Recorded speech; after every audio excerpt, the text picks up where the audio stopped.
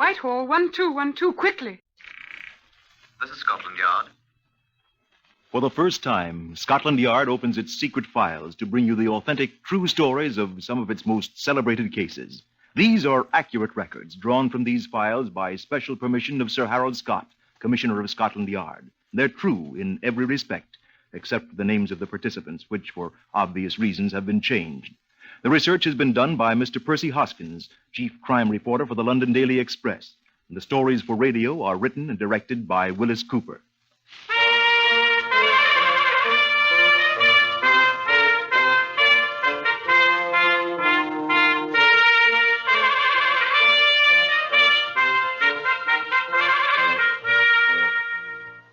New Scotland Yard, the London headquarters of the Metropolitan Police, is situate near the embankment on Whitehall, hard by 10 Downing Street and almost in the shadow of Big Ben. Here also is the headquarters of the CID, the Criminal Investigation Department, the body of men whose exploits for more than 100 years have made the name Scotland Yard synonymous with the brilliant detection of crime and unrelenting pursuit of the criminal, and the presentation of the painstakingly acquired evidence that assures his eventual punishment. On the lower ground floor of New Scotland Yard is the famous Black Museum, whose present custodian is Chief Superintendent James Davidson, a Scotland Yard veteran.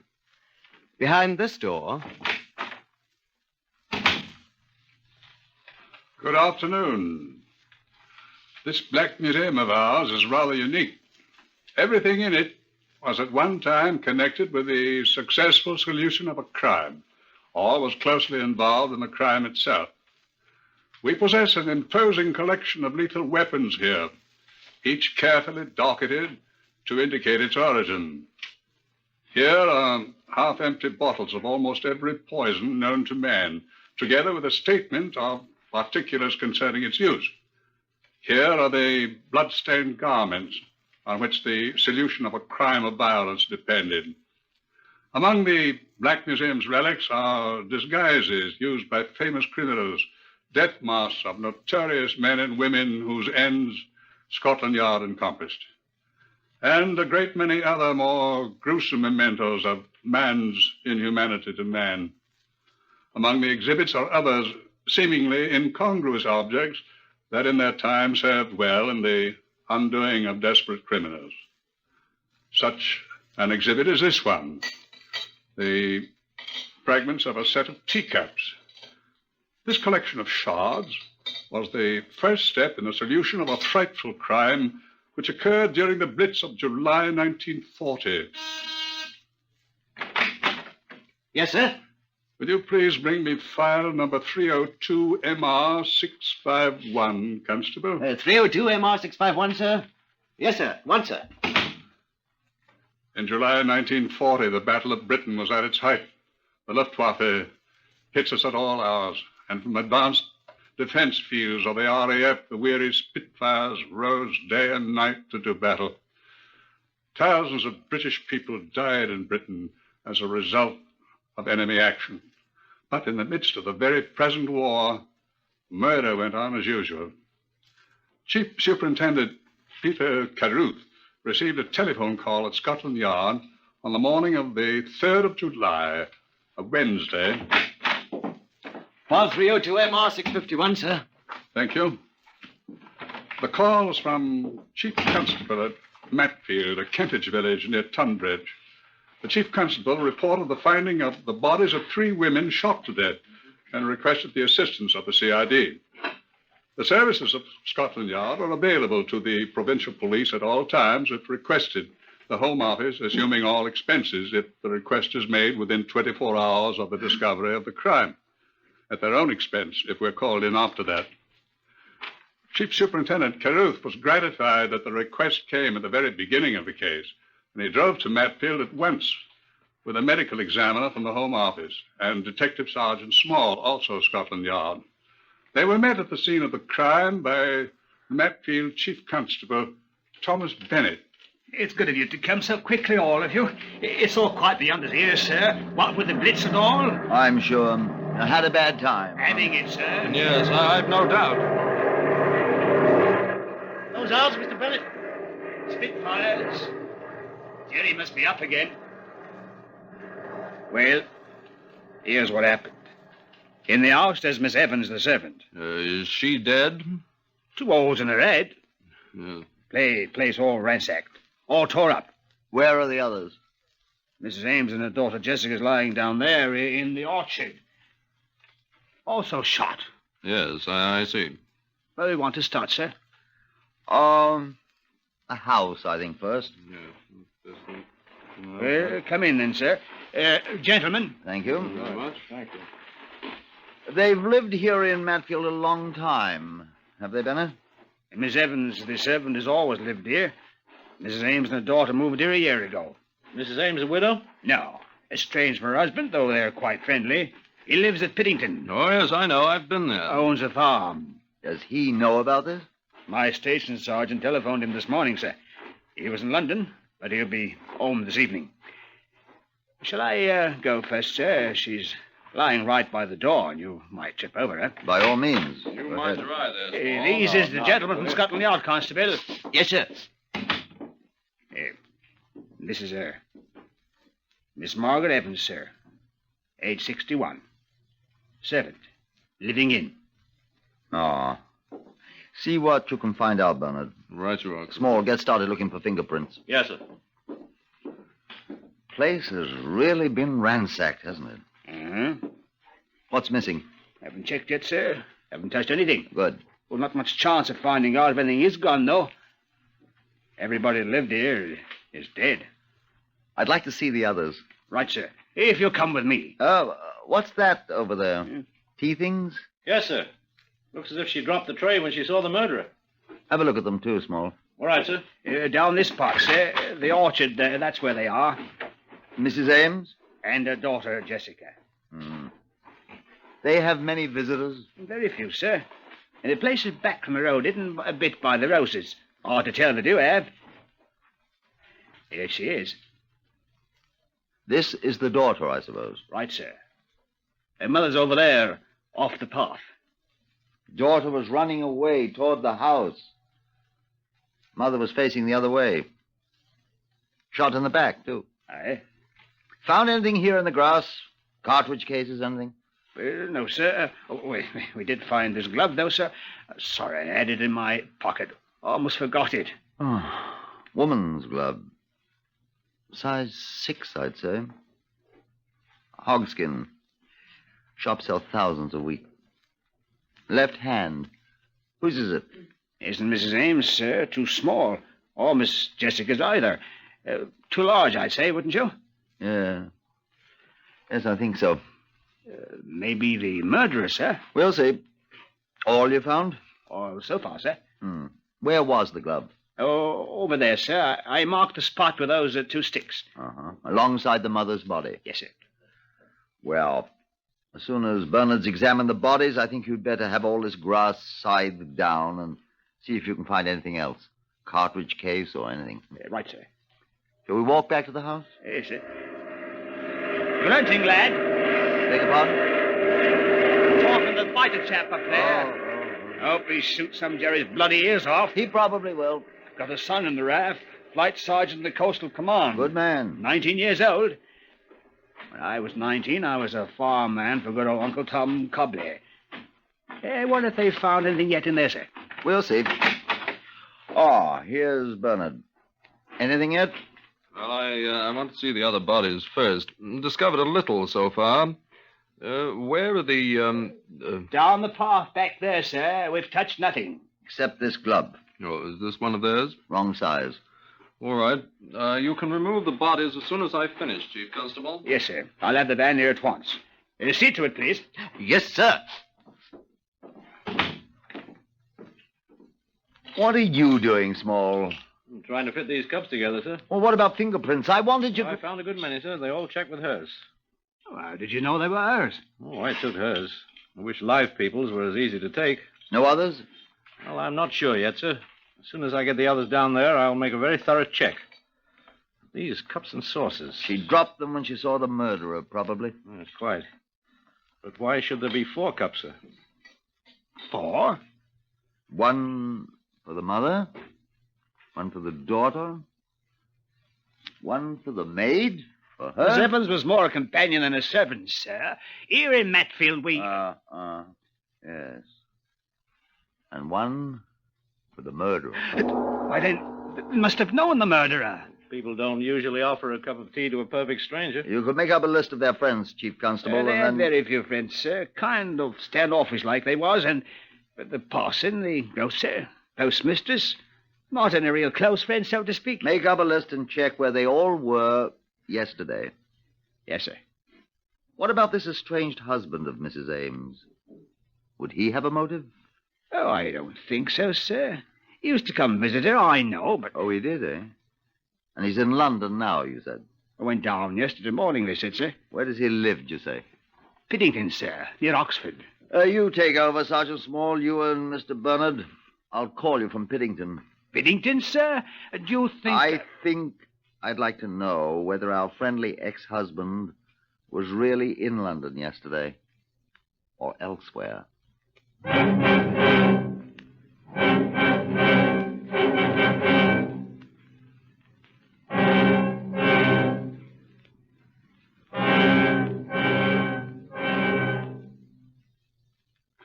At Piddington that afternoon, 70 miles away from Matfield, Jem Davies, the man of all work, explained to Chief Superintendent Carruth that John Ames had not yet returned from London. Miss Viola Masterson, the manager of the Ames farm, however, was at home, recovering from an accident. Carruth spoke to her in her sitting room. Her left arm was in bandages, and she was obviously in slight pain. Carruth sympathized with her. I'm so sorry to disturb you, Miss Masterson. It's quite all right. I'll be up and about in a day or so. It pains a little, though, now. I suppose you've heard about the former Mrs. Ames and her daughter. I'm so dreadfully sorry. I knew them slightly, you know. Oh, did you? I'd have gone over to Matfield if I hadn't been so stupid as to fall off my bicycle and injure my arm. I'm afraid I'm not a very good cyclist. Oh, do you have any clues as to the... Murderer? Very few at the moment. Very few, I'm afraid. Oh, what a pity. Mr. Ames went to London yesterday. Yes, he was probably in London while his former wife and daughter were murdered. He often stops in to see them on his way. If he'd stopped there yesterday, he might have prevented it. Yes, yes. I suppose he can account for his movements yesterday. I'm quite sure he can, Superintendent. I expect him at any moment. You were here at the farm all day. I rode about the farm all day on my bicycle until I had the accident. Ah. I'm sure Jemmy Davis can confirm that. And the bicycle is still where I left it, where I fell off, unless Jemmy's brought it back. I see. By the way, have you ever seen this glove before? Let me see it. No, I'm afraid not. Did it belong to... We're not quite sure. Well, it's not mine. Much too big for me, I'm sure, Superintendent. You've never seen it before? Never. Thank you, Miss Masterson. Is that all you wanted? Aren't you going to wait for Mr. Ames? Oh, I don't like to disturb you, Miss Masterson. I'll wait out there with Jemmy. It is Jemmy, isn't it? By all means, talk to Jemmy. I'm sure he'll confirm everything I've said. Good day, Miss Masterson. You know where to find Jemmy. He was sitting alongside the stable door cleaning a shotgun when I last saw him. Jemmy Davis was a simple-minded man. He didn't realize that he was talking much too freely to the friendly Scotland Yard man. Well, it'd be a terrible thing, I expect, but I don't shed no tears for him. I didn't like her nor her daughter neither. Hated them? It been none of my business, sir. But now, Mr. Ames, he be a real fine man. And she treated him awful bad. How? Dog in the manger. Kicks him out, she does. And then when he finally meets a woman he loves, and that woman loving him, she won't give him no divorce. You seem to know a lot about Mr. Ames' affairs, Jemmy. Him and me, we be just like that. I'd do anything for that man. Her, too, for that matter. Who? Miss Masterson. There. Well, that's pretty clean, ain't it? Let's see. Clean as I'd ever want a gun to be. Had it for years. Old-fashioned, like me. But she be a good shotgun. He uses it all the time for rabbits. Mr. Ames? Well, buys his own shells, too. Miss Masterson, she's scared of it. Tried to teach her how to shoot it. But she was scared. Hey, you couldn't kill a person with this here gun, I says to her. Not unless you got up real close. Funny thing, though. She shot a rabbit with it yesterday. You know, it made her so sick at her stomach when she shot the poor little feller. Never again, she says to me. Did you see the rabbit, Jemmy? Well, what were left of it, she were too close. Well, not worth bringing back to cook. You know, I think that's why she fell off her bicycle thinking about it. Where did she fall? Well, it was in the meadow yonder. The wheel slipped on the grass. Jemmy, did you ever see this glove before? Huh? No, sir. Oh, can't say as how I have. Sure? No, sir. Whose is it? I found it. Well, finders keepers. That's what they say. So you don't think Mr. Ames and Miss Masterson will be upset by Mrs. Ames' death? Lord bless you, no, sir. Now they can get married. Well, that dog-in-the-manger wife of his. Oh, he must have been the last one to see her alive. Oh? How's that? When he stopped to see her on the way to London yesterday. Why, I thought you was going to wait for him to come back, sir.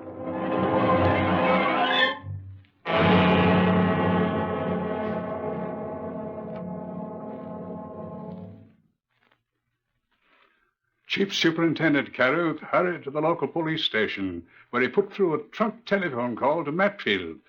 Detective Sergeant Small, the Scotland Yard man, answered the telephone at the murder house. Small here. Small, I want you to check at once on something. Yes, sir. I want you to make the most diligent inquiries.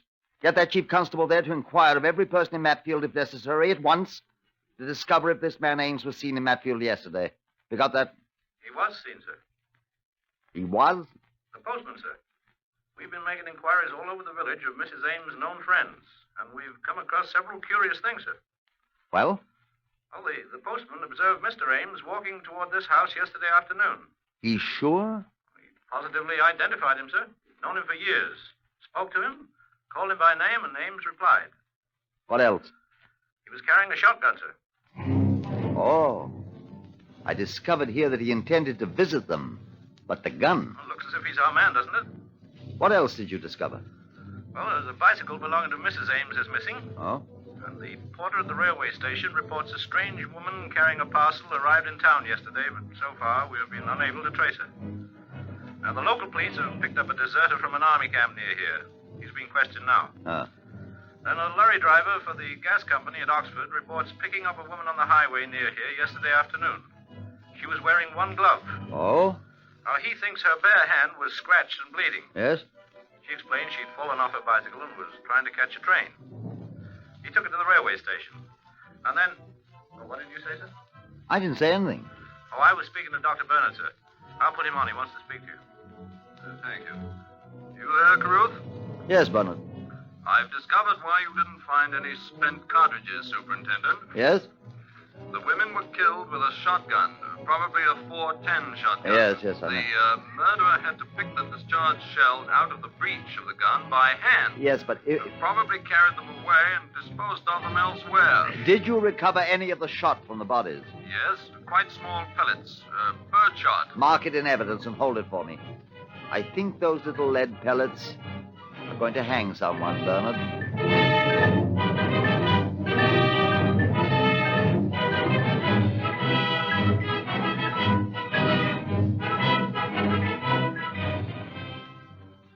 Back at the Piddington farm, Chief Inspector Caruth found that Ames had returned in his absence. Jemmy, the garrulous man of all work, was just leaving. He was going to fetch Miss Masterson's abandoned bicycle, he I said. be going out to fetch Miss Masterson's bicycle, sir. Look here, Jemmy. Would you like a half-a-crown? What for? That rabbit Miss Masterson shot. Is it near where she left the bicycle? Oh, furlong or two, sir. Fetch it back for me. What for, sir? It been fit to eat. She were too close. Oh. I've a fancy to see how that gun of yours works, Jim. Oh, that old gun of mine? She be a very good gun, sir. Show me. Here. Well... Good man. Now, is Mr. Ames in the house? Aye, sir. Now, I'll fetch the rabbit and show you. But the poor thing will be all full of birdshot, sir. That'll be all right, Jemmy. I'm very interested in birdshot.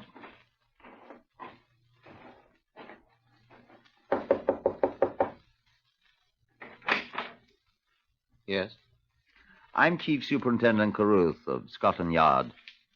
You're John Ames, hmm? Yes. Now, you're the gentleman who was here this afternoon. Yes. May I come in? Do. You've come about the murder of my wife and daughter. Yes. I'm sorry, Mr. Carruth, you said? Yes. I cannot pretend any great grief, although I am shocked at the tragic. May I sit down? I spoke to Miss Masterson, your manager, this afternoon. She said you were here. Perhaps if Miss Masterson is strong enough... Here I am. Oh, sit down, my dear. Please, sit down. Don't hurt my hand, John. I'm all right. Well, sir? Am I correct in assuming that with the death of Mr. Ames' strange wife, you and he... We can be married, yes. Mr. Ames? That is true. My wife has consistently refused to give me a divorce. Although we were on fairly good terms. She and I weren't. I'm glad she's dead. Violet, And yes. that horrid daughter of hers, too. Now we're rid of them once and for all. Violet. Do you share Miss Masterson's views, Mr. Ames? I'm afraid. Perhaps he's not as ferocious as I am, but he shares my views all right. Don't you, John? Yes. And what were you doing with a shotgun on the way to her home yesterday, Mr. Ames? John, you didn't. You didn't. Mr. Ames! You didn't tell me. Oh, John. John, now you've spoiled everything. Your wife and your daughter were murdered with a shotgun, Mr. Ames. I didn't do He it. didn't, I say. What gauge is your shotgun, Mr. Ames? This is absurd, Mr. Yes, of course it's Why do you think it's absurd? My dear sir, my gun, which incidentally is an American-made Remington over and under 12 gauge, has been broken for 4 weeks. You see? Broken? The sear spring is broken. It's quite impossible to fire the gun. You can examine the gun at your leisure at Henry McGovern's The Gunsmiths on High Holborn in London, where I took it yesterday. We'll check that. Why did you visit your wife yesterday, carrying your broken gun? I dropped off in Matfield on my way to London to have the gun repaired. I begged her again to give me a divorce. She refused? She refused again. For the last time. And we're going to be married now at last. Don't expect us to weep for her. Whoever killed her should be given a medal. Violet. Oh, stop it. You're just as glad as I am. Aren't you? Excuse me. The telephone. Yes? Yes, he's here. One moment. It's for you, Mr. Carruth. Thank you. Chief Superintendent Carruth here. Small here, sir. We found Mrs. Ames' missing bicycle. Oh. Yes, sir. We discovered it in a ditch close to the place where the lorry driver picked up the woman with one glove. Oh, good. And there are numerous fingerprints on the handlebar, sir, but of the right hand only. Most interesting. And the strange woman whom the railway reporter observed was carrying a parcel, you remember? Yes, of course. It was a long parcel about the length of a gun, he says, wrapped in brown paper. I see. Have you taken the things you spoke about? Things, sir? Yes. Oh, the fingerprints on the bicycle? Yes, quite. Yes, sir, I've taken them. How soon could I see them and the people you spoke of? Up there, sir? Yes. Well, there's enough train that we can have stop at Pittington, leaving here in half an hour, sir. I think you'd better come then if you can find the others you mentioned. I'll meet you at the Pittington station. Right, sir. Goodbye. I'm very sorry. Could I ask?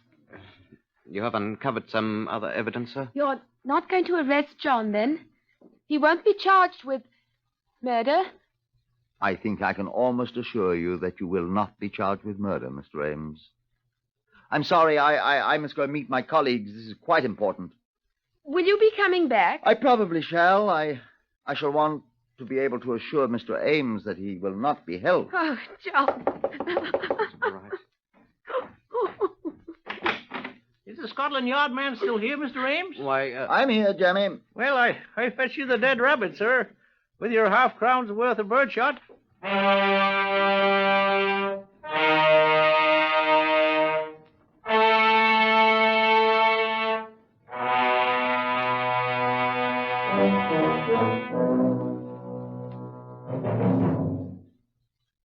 They met him at the railway station 2 hours later. Detective Sergeant Small, Chief Constable Bennett, the lorry driver who had picked up the woman with the bloody hand and the one glove, and the railway porter who had observed the woman carrying the brown paper parcel the size of a gun. Leaving Chief Constable Bennett at the station to make a telephone call, the party proceeded to the Ames farm.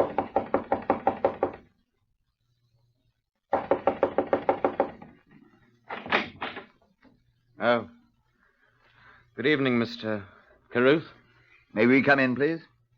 Why, this is quite a delegation. May we come in, please? Why, I suppose. Do come in, although. Thank you. Where's Miss Masterson? Viola? Yes, dear. Why, what... Miss Masterson, do you recognize any of these people? Why, no, of course not. Patterson, do you recognize this woman? She's the lady in blue slacks I picked up my lorry on the road to Matfield yesterday. The lady that said she fell off her bike. Her hand was all bloody and she had one glove on. Like this one? Yes, sir. Exactly like that. O'Connor, Yes, sir? have you ever seen this lady before? I seen her yesterday, sir. Getting off the 12:06 train that passes through Piddington before it gets to Batfield. She was wearing blue slacks and carried a brown paper parcel about the size of a gun, sir. Now, look here, what's the meaning of all this? Come in. Well, Bennett. Just like you thought, sir. I telephoned the doctor who treated Miss Masterson, and he informs me that he treated her left hand for multiple lacerations, removing particles of road gravel and stains of tarvia from the palm. Miss Masterson, there is no gravel or tarvia at the meadow. Thank you. Mr. Ames, I'm extremely sorry for you. John, now we won't get married. Viola Masterson, I arrest you on the charge of willful I murder. wanted to get married, and she stood in our And I way, must John. warn you that anything I- you say will be taken down and may be used in evidence against you. John, what have I done?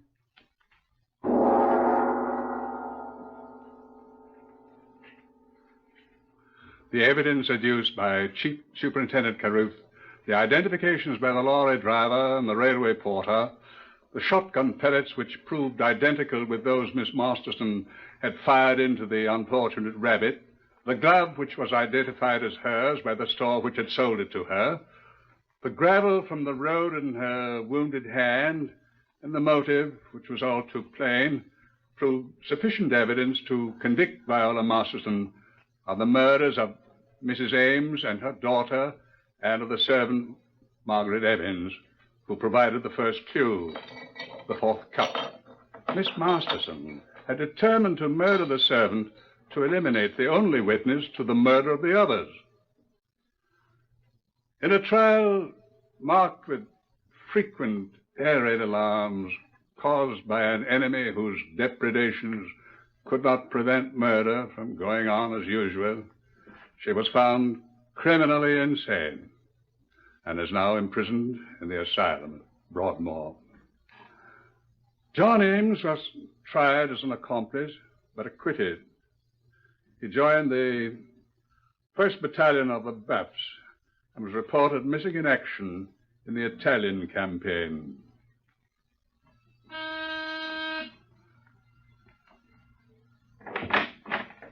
Constable, you may turn the file 302 MR651, the Blitz murder case, to the records room. Good afternoon.